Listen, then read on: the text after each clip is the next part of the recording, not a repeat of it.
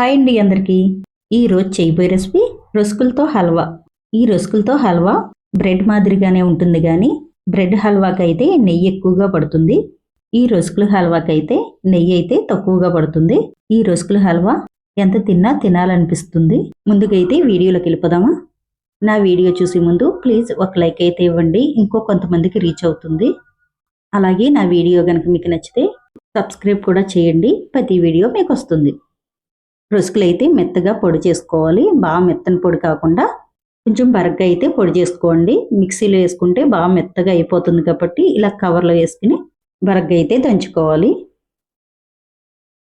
అన్ని కవర్లో వేసేసుకున్నాం కదా, ఇలా పైన ఇలా బండతో దంచుకుంటే బాగా మెత్తగా కాకుండా కొంచెం బరగ్గా వస్తుంది.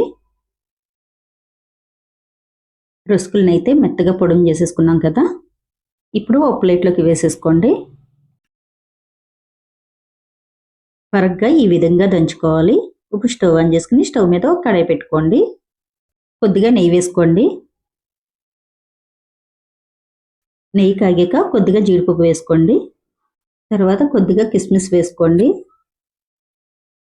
రెండు వేసేసుకున్నాం కదా, ఇప్పుడు ఫ్రై చేసుకోండి. జీడిపప్పు కిస్మిస్ ఫ్రై చేసేసుకున్నాం కదా, ఇప్పుడు ఒక ప్లేట్లోకి తీసేసుకోండి. రస్కుల పొడి అయితే ఒక కప్పుడు వరకు అయ్యింది. ఆ నేతిలోనే వేసుకుని ఫ్రై చేసుకోండి. బాగా చిన్న మంట మీద పెట్టుకుని ఫ్రై చేసుకోవాలి. మంచి గోల్డెన్ కలర్ వచ్చేదాకా ఫ్రై చేసుకుంటూ ఉండండి. మంచి కలర్ అయితే వచ్చేసింది కదా, ఓ ప్లేట్లోకి తీసేసుకోండి.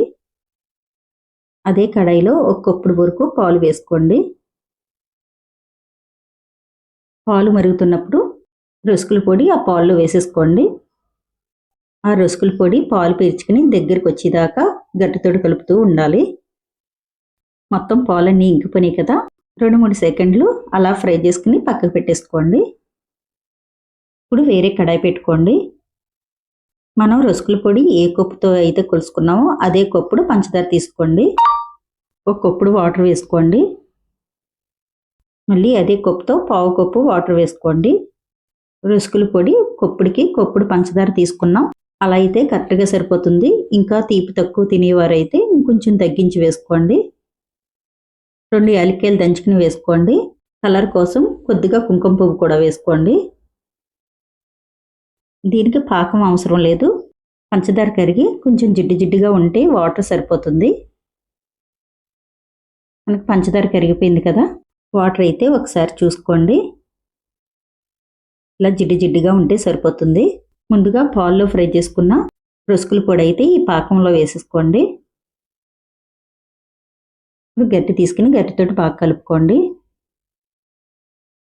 హల్వా బాగా దగ్గర పడేదాకా తిప్పుకుంటూ ఉండాలి. ఇప్పుడు కొంచెం దగ్గరికి వచ్చేసాక కొద్దిగా నెయ్యి వేసుకోండి. ఇలా కొద్దిగా నెయ్యి వేసుకుంటే సరిపోతుంది. మళ్ళీ బాగా కలుపుకుంటూ తిప్పుకోండి. ఈ రస్కు హల్వా టేస్ట్ అయితే సూపర్గా ఉంటుంది. ఇలా కడాయికి సెపరేట్ అయ్యిందాకా తిప్పుకుంటూ ఉండాలి. మనకి రస్కు హల్వా అయితే రెడీ అయిపోయింది. ఇప్పుడు డ్రై ఫ్రూట్స్ వేసేసుకోండి. వేసుకుని బాగా కలుపుకోండి.